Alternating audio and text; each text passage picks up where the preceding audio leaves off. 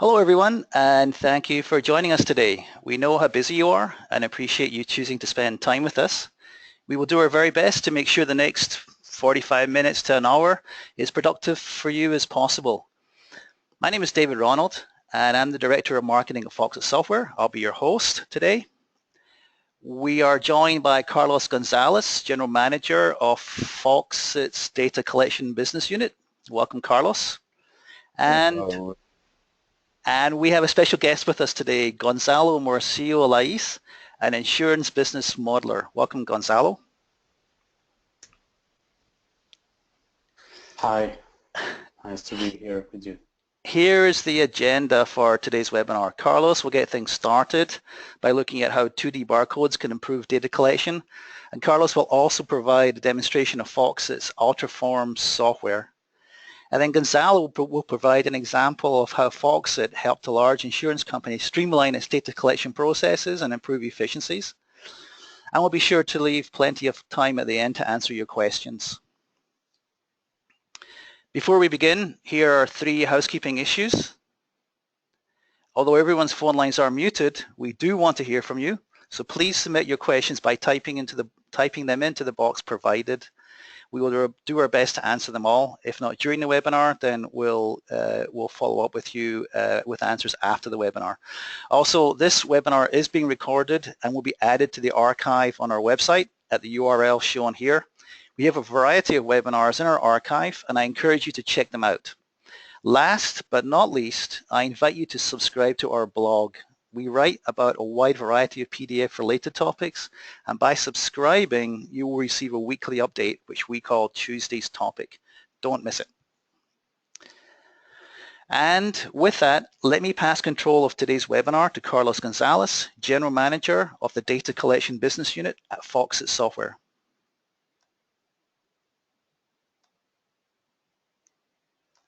Over to you, Carlos. Okay, thank you very much, David. Let me grab the PPT presentation. All right. I'm going to leave it inside the PowerPoint application because my screens are kind of really large, and if I share the whole screen, well, that may make items really small in some people's computers. So here it is. I hope you can see it well. Well, thank you very much, all of you, for attending this webinar. We all know that you have lots of things to do. Today, we are going to talk about forms. More specifically, we are going to talk about PDF fillable forms. And also, we are going to talk about ways to process the information once the form has been turned in. So, for example, let's start with the basic. What's the purpose of forms? Well, the main purpose of a form is to collect data from the end user, from any end user.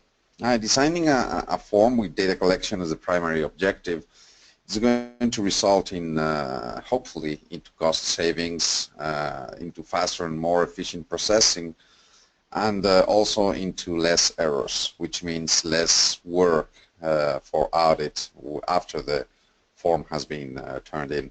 Now, in a nutshell, we are going to get better results, better processing results with less work and less costs.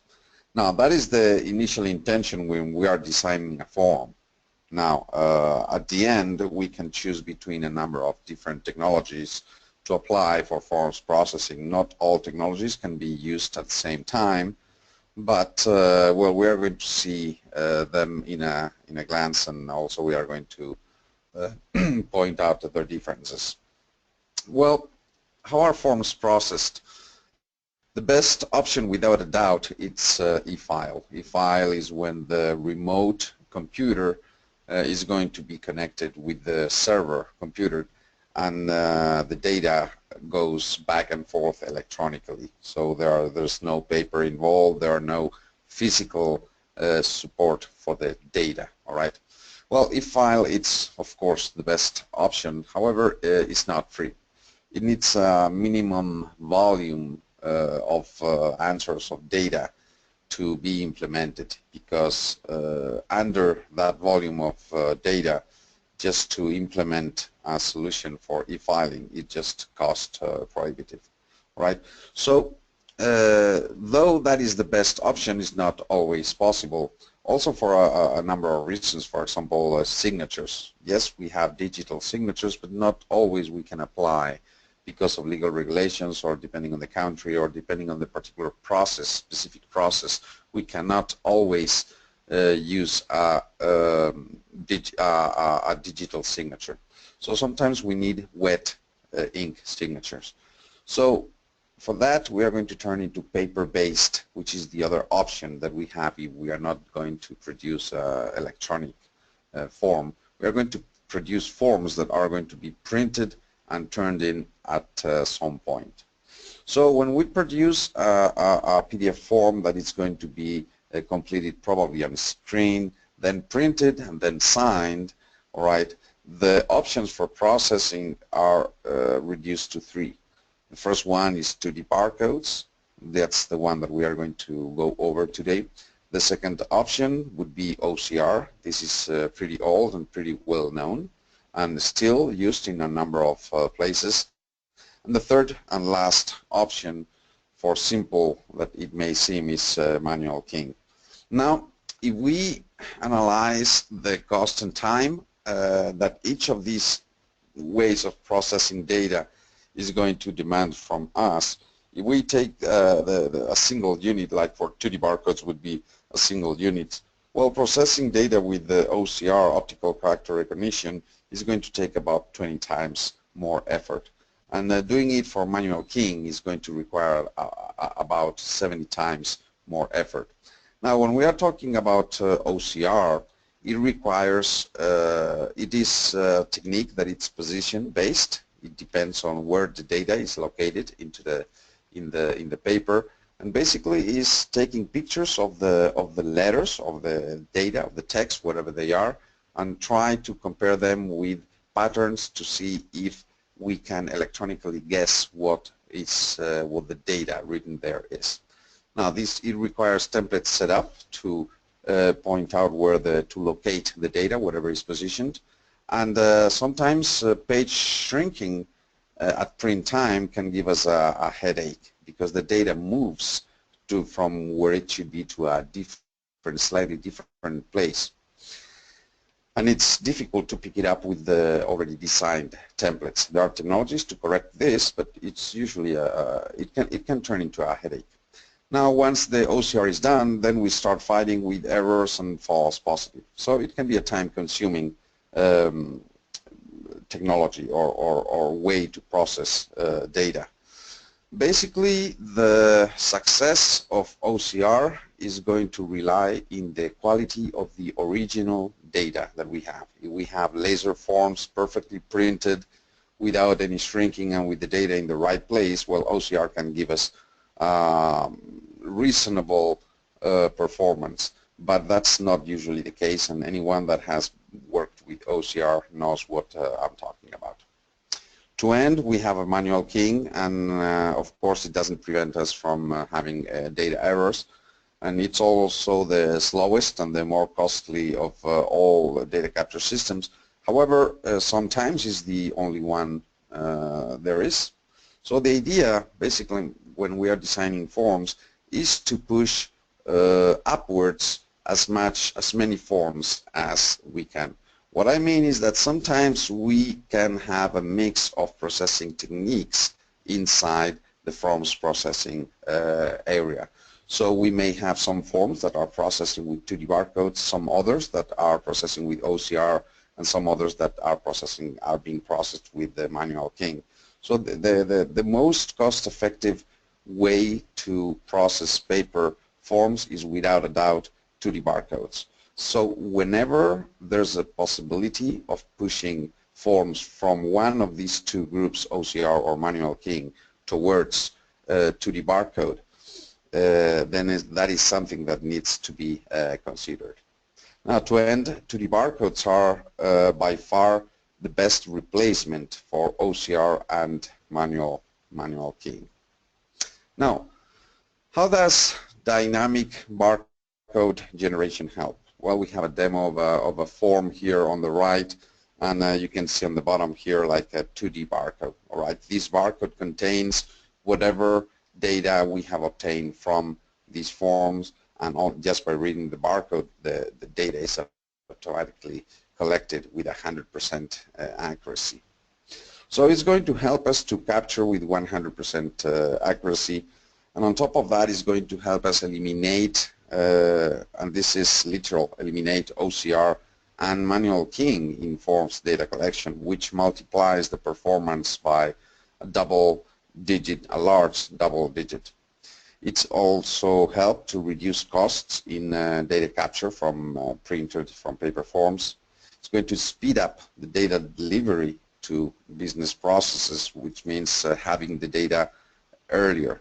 When having the data and processing the data, it's linked to making payments. Well, having the data as fast as possible, that's definitely a must in certain processes. Now, this technology, the technology we will see today, it's also compatible with Foxit and Adobe PDF products. It can also do direct data entry to corporate data entry screens. That's some specific behavior of this technology not present in other data capture technologies.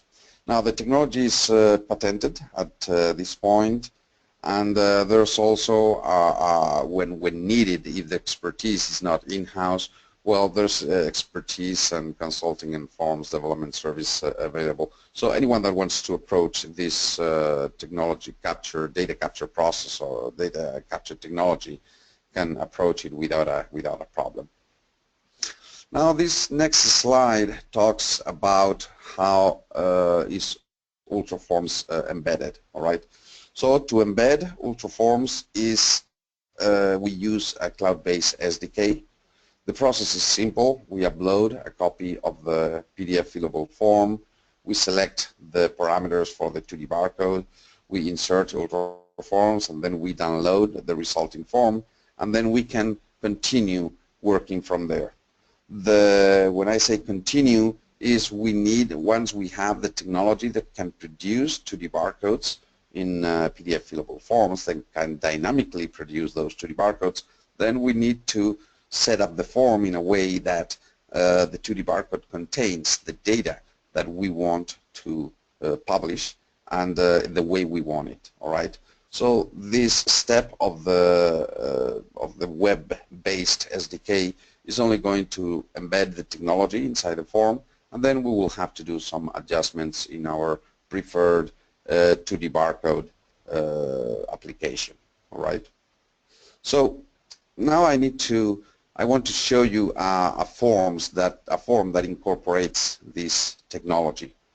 So for that, I'm going to change the screen. Please bear with me for a second. Okay, here it is. All right, I think that the screen is showing already. So this is basically this is a form, a PDF fillable form, standard. It has a number of fields. It's a demo form, so it's not a real form of any process. It's a demo form we use for this type of demonstrations. And basically it has here like a number of fields. And as we enter data into these fields, a 2D barcode, as you can see, is generated dynamically with the data that we enter here. Now, for not to fill all the fields by hand, I can have a button here that I can fill them automatically, right?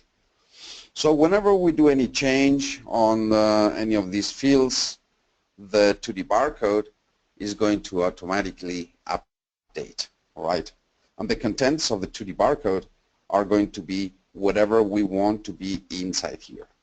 Now, setting up the barcode, it's quite easy, and deciding the order in which the fields are represented, etc., that's very straightforward too. So it doesn't take time to insert, like to embed the technology into forms in 2-3 minutes. As long as the parameters are well chosen, then that should not be a problem. And besides that, the technology works on its own, right? So it's like a black box. Nothing needs to be adjusted except, well, the data once we enter it. Now, once we print this form, the data is captured by reading the 2D barcode. This can be read from with an inexpensive handheld, or it can be also read by software libraries, like for example the main data capture applications such as Captiva, such as Kofax. They all include 2D barcode reading in their software, which means that if you have a large installation and you're going to just scan the documents in, well, then using a software library, you will be able to not only detect but also read the contents of the barcode. Not needing to detect the barcode is important because you don't have to specify, well, this is the zone where my barcode is going to be showing. Instead, the software looks for the pattern for the 2D barcode and then reads the contents and then turns them into a database or does whatever next step that needs to be done with the database. With this, we avoid OCR, we avoid hand keying, and we avoid any other technique that is not as cost-effective and, of course, as efficient as 2D barcode. So this was the demo form. It's pretty easy to understand. I'm going to recap for a second. Whenever we enter data into the fields, a 2D barcode, dynamic 2D barcode, including the data from the fields, is created, and then the form is processed. The data is collected by reading the 2D barcode, right? So this is basically 2D barcode technology or 2D barcode technology applied to PDF fillable forms. I'm going to shut this down and I'm going to select the previous screen so I can continue with the presentation.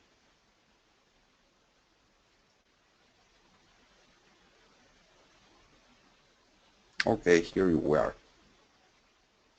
Now, when we apply 2D barcode technology, or when we want to use 2D barcode technology in a forms project, we need to pay attention to a couple of things.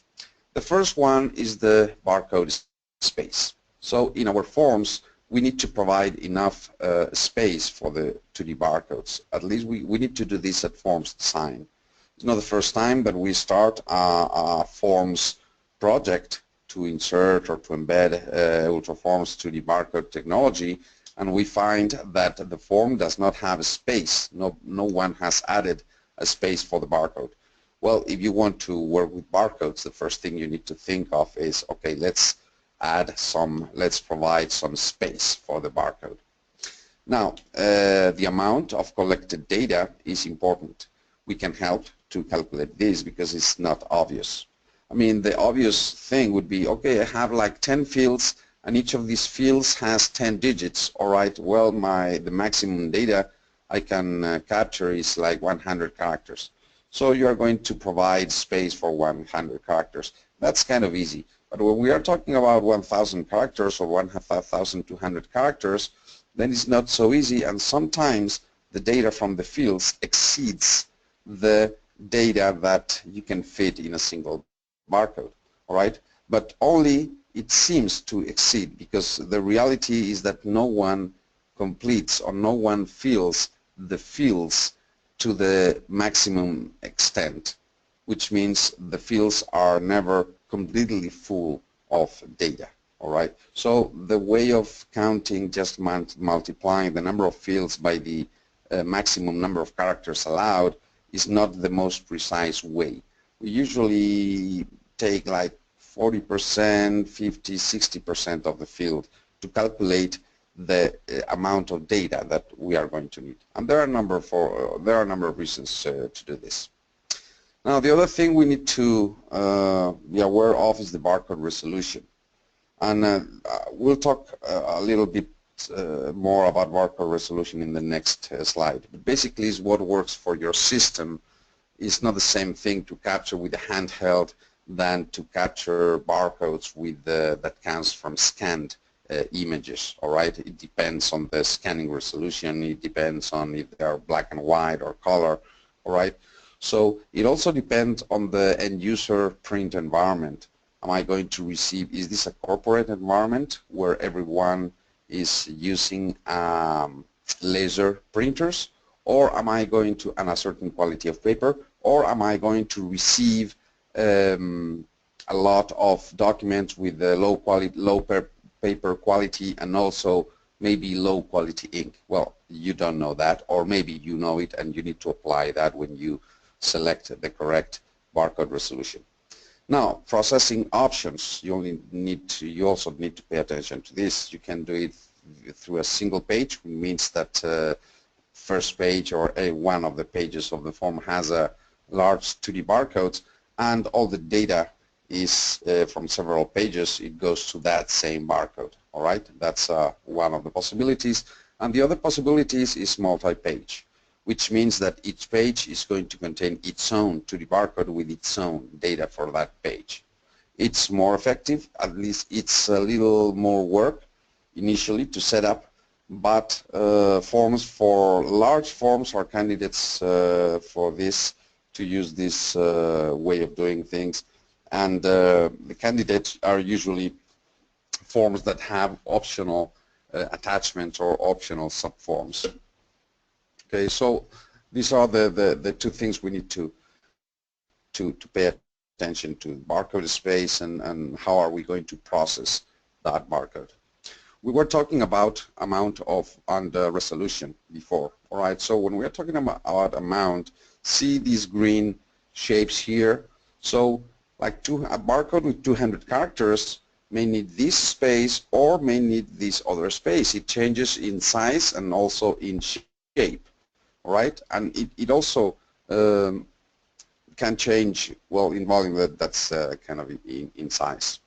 And then while 1200 characters may need this barcode or this. What is the difference between both barcodes? Well, for that we need to come down here to see the resolution. We spoke before about resolution. Now the first barcode here, this is high resolution. And this is the same thing but with low resolution. And the difference between the two, you can see that in low resolution, the dots, the little dots that make up the barcode, are much larger. So less resolution, larger dots, which means that you need more space to represent the same data. If you go for high resolution, you need better printing systems and better reading systems. So depending on, first, the type of or the quality of the documents you are going to receive, that's the first variable, and second, the print quality of these documents, and also the read quality, the barcode reading process that you have in place, then you are going to select one resolution or another. All right. Normally this is done in real time in a forms process. What we do is we challenge the data collection system with different high resolution, low resolution, medium resolution barcodes to see what the receiving system, data collection system, can read better or worse. That's how we establish the ratios for success or error reading. Now that was amount and resolution. The other thing we mentioned is single 2D versus multi-2D. Well, single barcode, as we mentioned before, all the data is in one page. It's an all or nothing read. If you are not able to read the barcode, then you lose kind of all the data. Not you lose, but you don't capture any of the data, so you need to capture all the data by a different means, OCR, manual, whatever. It's not optimal with variable schedules or subforms because, well, the space is limited and the maximum amount of characters for a single barcode is also limited. So if you start adding pages and pages and there isn't a limit for the number of pages you are adding, then you may run into problems. So it comes down to the volume of data that you need to capture. Also, it's faster to process, all right? It is, oh, this is nice missing here. It's faster to process because you only need to look for a single barcode. You read it, boom, done, all right? Now the other option is multi-barcode. Each page and it's you can see the what it would look like here in the on the right. This is a form, a 4 pages form, and each page holds a barcode with the data of that particular page.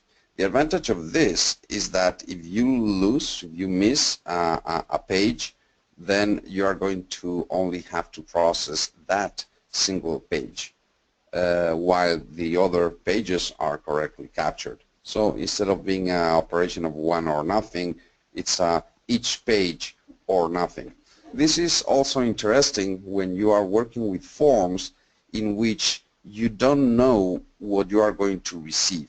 Because for example, the first 2 pages, they are mandatory, but then the remaining pages are they are not mandatory. All right, they are optional. You may decide if to turn them in or not, depending on what you enter on the first form. All right, so when you have an unknown number of pages that you are going to receive, well, using multiple barcodes might be a reasonable option. Now about compatibility. Ultraforms is compatible with the Foxit Reader, all products. Well, not only Reader, all Foxit Reader, Foxit Phantom, and also all Adobe Reader desktop products. When I say Reader and also full application. Ultraforms is the only software that is capable of working in more than one PDF platform. All right. So this is, for example, a goodie when we are talking about government customers. They like to be able to promote, not to be tied to promote a single brand of PDF browser or whatever. Now, Foxit Reader, this particular technology also includes support for mobile devices starting in version 5.3. We have been finalizing in, I think, the last month, the last tests for version 5.3 of Android and iOS, and so they produce 2D barcodes. So this can be also used in mobile devices when the data collection process uses not only a mobile device but also a printed version of the form for signature or for whatever reason. Now, Ultraform is not compatible with Edge, Chrome, Mac Preview, Safari, and all these applications that incorporate some sort of PDF previewing. And the reason is that Ultraforms, this technology, to work, it needs a minimum of the JavaScript platform embedded in the software. And this preview and a lot of these preview technologies, like installed in Edge or in Chrome or in Mac, etc., they do not embed that JavaScript specification below behind the curtains. All right. So because of that, we cannot generate 2D barcodes there. However, when you are going to design a form that is going to publish in internet, you need to be careful because there are 2 types of forms. The ones that are filled and printed in one single session. Usually we are talking about simple forms. And the other option is to design forms that may need to be completed in different sessions, which means that you need to, at some point, you need to save the data, close the form, go to have dinner, come back, open the form, continue completing the data, so forth, so on. Well, if you need to complete the data in different sessions, then you cannot do it in one of these browsers, all right? Because you cannot save in the browser. So the browser, the file comes from a server, from a remote server, and you cannot save to that same file to that remote server. So you are going to have to save to your local drive no matter how you do it. So if you're going to design a form that needs several sessions to be completed, I suggest that you force the user to download the forms to the machine and open it with the correct application, right? That way they will be able to open it, complete some, save the data, go out, come back, and then start again, right? So this is about application compatibility. At this point, I'm going to pass the lead to Gonzalo. So, and he's going to tell us how they have used this technology in his organization. Gonzalo, are you around? Yes, thank you, Carlos. Yes, I am. Okay, so my name is Gonzalo Mortillo. I work for one of the 10 biggest insurance companies in Europe, a global insurance company present in more than 40 countries. We have thousands of branches around the world, but specifically the use case I would like to present today is for our Spain's operations. We are in 2,500 branches today selling our products. Well, because the size of the company is pretty big and the history of the company is pretty long, we have many cores, many more than we would like to have. So there are several business cores we need to work with, and they are addressed to different business processes, etc. So we have like a very like a long list of systems we need to work with, and our business processes are challenged by having to handle all those. So when it comes to document capture, Carlos, please can you move forward to the next slide, please? Thank you. So here you have some of the facts that I just mentioned. I would like to explain a bit more on what the situation was when we started to face our document capture systems. We had a few requirements for this. We wanted this to happen at origin. We didn't want to have like a big scanning office where all the documents come in and you have like dozens of people just for scanning documents. And you also, and more importantly, you waste a lot of time for those documents traveling from the branches to wherever they are scanned. Even if you are scanning in an outsourcer, or you have if you have a BPO in charge of that, that produces a waste of time in terms of business, and we didn't want to have that. So that's the reason why we wanted our business people to be scanning those documents, and we had the constraint of that operation not being more, not requiring more effort than to make a photocopy. So we wanted these guys to be able to be very fast when they scan their documents. Initially, the project was addressed to the issuance of policies, and when we do that, we normally require like a few documents coming in regarding car license or driver's license, or maybe some reports from the previous insurance company. So, well, there's like a set of documents that are kind of not formatted. Some of them are, but some of them are not, or we cannot have an idea of how they would work.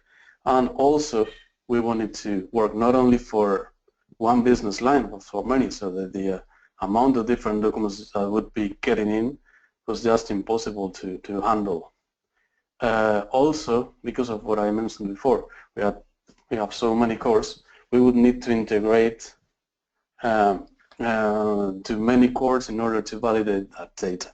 So in the end, when we looked at the price of producing all those integrations and kind of having systems or scanners at source that would be able to do all that, it was just impossible to be paid. So what did we do? Well, we just built a very simple PDF form that is capable of gathering all the necessary business keys to know what the documents that are being scanned are about. So the user just selects the business line he's working with, the policy number, endorsement number maybe. So very simple key data that is needed in order to classify those documents and that can easily be extracted. So in this slide you can see how data is filled in the form, barcode is produced, and the users, what they do is they just go to the MFP, they go to the multifunctional printer and scan the document with all the documentation related to the policy after that. And those include the contract itself. We were required by the government to have these documents signed in paper by the customer that is purchasing the policy. This is something that, as Carlos mentioned before, is changing a bit. We now have third-party certificates that we can use. There is biometric signature as well, but still there are many cases in which we still work with physical signatures and we need to have the document signed.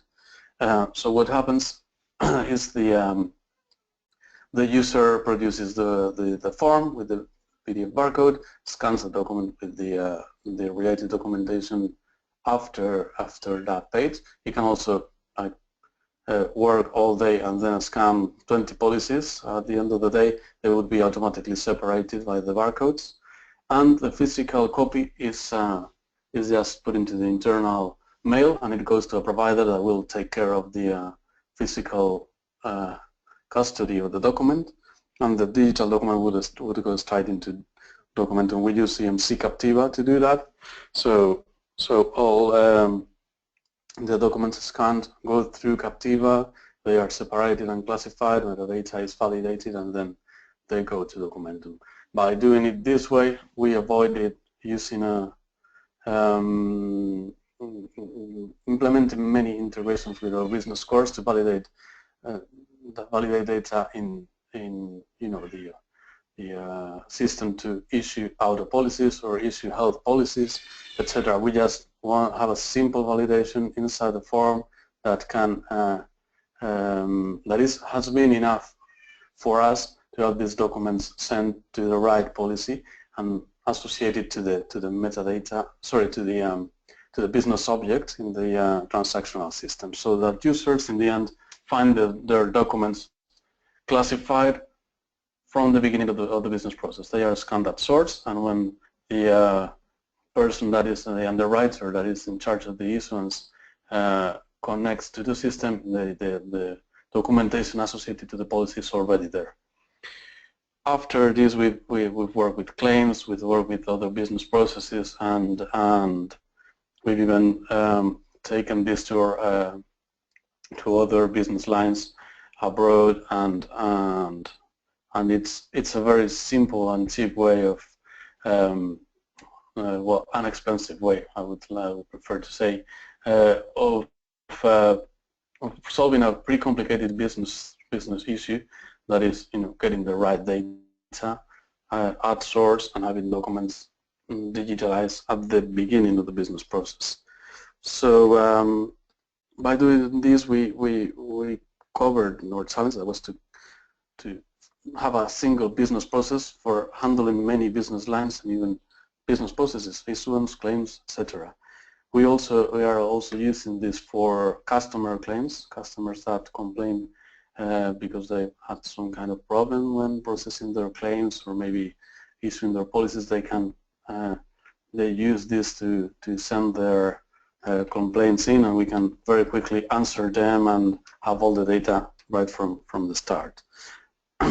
Also, another thing that was challenging us is that we have different hardware in the offices. Some offices are owned by our company, but some others are agencies that are not owned by the insurance company. So they have freedom to choose whatever hardware they want in order to scan their documents.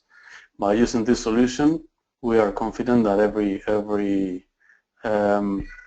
location where we go will be able to work with the scanning, with the document capture system, and have the documents associated to the business process very quickly and right from the source. And basically, this is what I wanted to expose today. I'm passing it over to David. Thanks, Gonzalo. That was very good. I think we were hearing your daughter in the background, perhaps. I should point out to the audience that Yes, I'm sorry about that. No problem. No problem. It's a nice variation on the usual webinar. I should point out to the audience that Gonzalo's in Madrid, calling in from home because it's almost 8 p.m. there. Okay, I will make myself the presenter.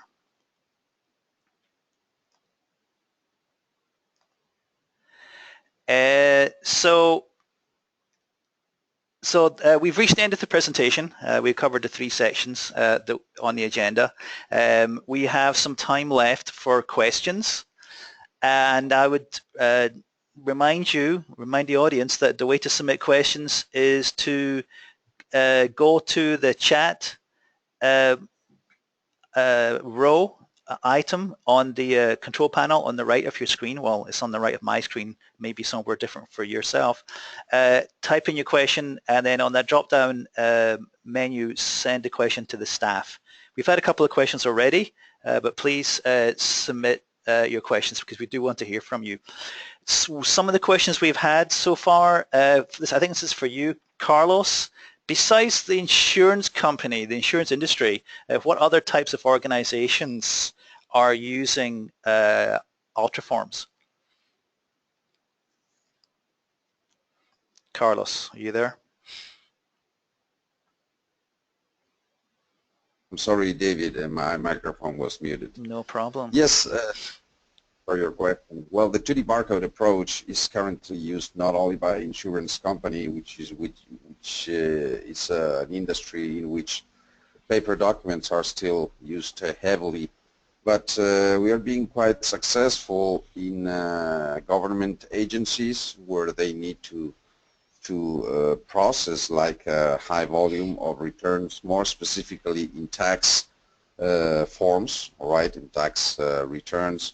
We are also working with the labs, with scientific labs, in which 2D barcodes are going to be used or are being used to connect different systems together. Labs, they receive some physical evidence, and they need to arrive with data. So that data needs to be entered into a computer by a specialized lab technician. And a number of labs that at least we work with, they have discovered that it's way better to use the time of this specialized technician in doing his work instead of doing like data entry work in a machine. Mm-hmm. So there are that also in education, anything related with forms. As you can imagine, forms are universal, and all industries in all countries in this world, they use forms at some point. Some have implemented electronic systems, but there's still a good deal of forms that are being processed using OCR or manual or hand keying. And well, as there's more and more companies understanding that for that remaining group of forms that are still being processed with older techniques, well, they can leverage the use of 2D barcodes. Mm-hmm. So to recap a question for you, it's almost in all verticals, like from government to health to education to insurance to banking to transportation, a number of them, you name them. Got it. Okay, another question. What's the relationship between data intro, which was the title on one of the forms you showed, and Foxit software? Well, Data Intro, it's a company that has been active for 20 years, and 2-3 years ago, Foxit Software took more interest in the world of forms and data collection, and they acquired the company and its technology. So right now, Data Intro, it's a part of Foxit. in fact, is the business unit in charge of anything related to forms and data collection. When I say forms, it's not only data collection and printed forms. There are also electronic solutions from PDF form direct to the server and back and forth. So that's more or less the relationship. Now, data intro belongs to Foxit, is part of the Foxit group, and it's specialized in anything related to forms and data collection. Got it. Cool. How is this technology different from Adobe's 2D barcodes? Well, probably the most important difference is the technology approach. The way Adobe is setting this up is they are setting like the library, the engines that produce the dynamic 2D barcodes are embedded in the application. Because they are embedded in the application, when I say application, it's Adobe Reader or Adobe Acrobat. The application has the library to produce the 2D barcode. That means that all the other applications in the market, as they don't have that engine, which by the way is protected, so they cannot just like export it or install it, they cannot take advantage of producing the 2D barcodes like promoted by Adobe. In our case, the technology is fully embedded in the document. The library that generates dynamic 2D barcodes is fully embedded in the document and not in the application. Because of that, our technology can produce 2D barcodes in more than one application. So far as tested, it's not only Adobe but also Foxit. Cool. Gonzalo, a couple of questions for you from the audience. What business lines does your capture process currently support? Well, up to now we have been using it for health, auto business, funeral expenses, and we've been using it for homeowners claims and animal owners. We also use it for client claims, and we also use it for assistance, our assistance business line for travel, etc. Mm-hmm. Cool. How long did it take to deploy the solution? Well, actually, the part of producing the forms that generate the barcodes, because they are addressed to only gather the key business data, and we do the validation and retrieve the rest of the important information about the document from the course once the document is processed in Captiva. It's very simple. So the PDF and form, it just took a couple of weeks for data intro to produce those.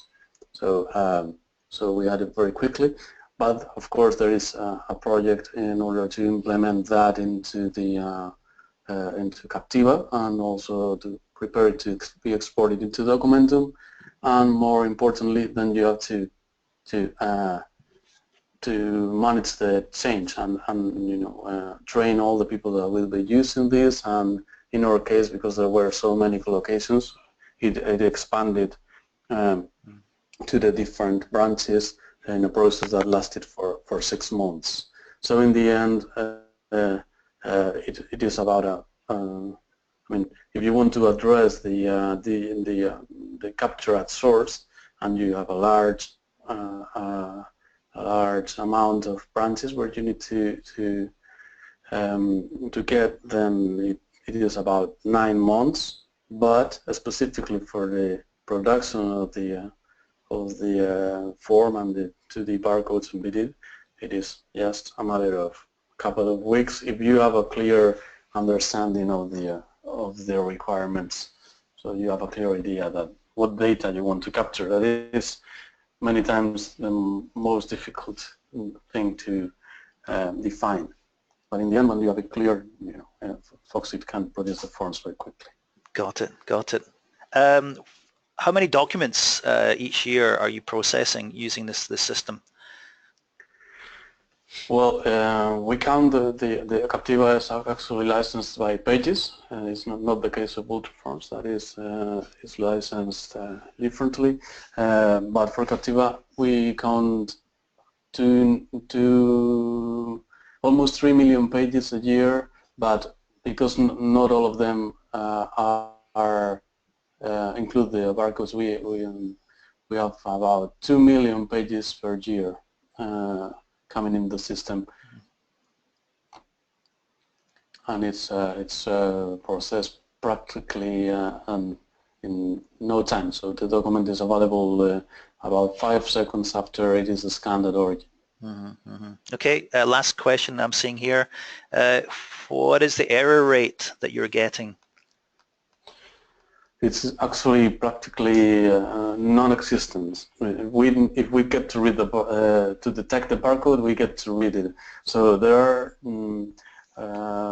is less than 1% cases in which we are not able to read the barcode, and that is because normally it is a hardware problem, because the MFP maybe is not clean, or maybe when it was printed there was a line that kind of damaged the barcode. But actually we get practically no errors when reading the barcodes. If we get to detect it, we get to extract the data, and it all works from there. So I would say it is less than 1%, and it's always the reason is always it's always the source is always the scanning of the document more than the generation of the barcode. That never fails. Cool. Carlos, one question here. Thanks for answering all the questions you've been answering while Gonzalo was speaking. One other question for you is, what's the maximum amount of data for a single 2D barcode? Well, the specification says that it's 1,850 characters. But from the tests we have done, that maximum is it's a little bit over, because that only happens if you don't have any error correction level at all, etc., etc. So we suggest to embed it in a single 2D barcode up to 1,600 characters. That's a reasonable amount. Of course, it depends on the type of data being captured, and we may stretch that a little more and push it to 1,700, 1,650, something around there is a reasonable amount. You need to capture more data, then you look to need for alternate solutions, like using more than one single barcode, or reducing the data that you are capturing. It depends. Okay, cool. What format is the data natively extracted as? In what format is the data natively extracted? Well, the data is data in, data out. So whatever data you enter, you're going to extract exactly the same data with exactly the same the parameters and the format you have provided for this data. So you decide, you have full decision on how to place the data in the barcode, and that's the way that it's going to come out. So it's basically data, it's basically text. Okay. What file type? Well, it's not a file type. When you use, there are two ways of reading a barcode. Using actually there are more than two, because I'm thinking now on my mobile phone. But practically, when you have integrated this into a process, you can read with a handheld, because normally you're not going to process like, I don't know, 200 forms with your mobile phone. All right. So what I mean is that mobile phones, they have means to read the data because they have a camera. They are not specifically a scanner, but they can scan a document because they can take a picture. So with a mobile phone, you can read the scanner, but you're not going to use a mobile phone to process a number of forms. So if you're on a desktop, which is the normal thing, you can use the handheld scanner, and the handheld scanner, what will input is the same type of data as if you were using a keyboard.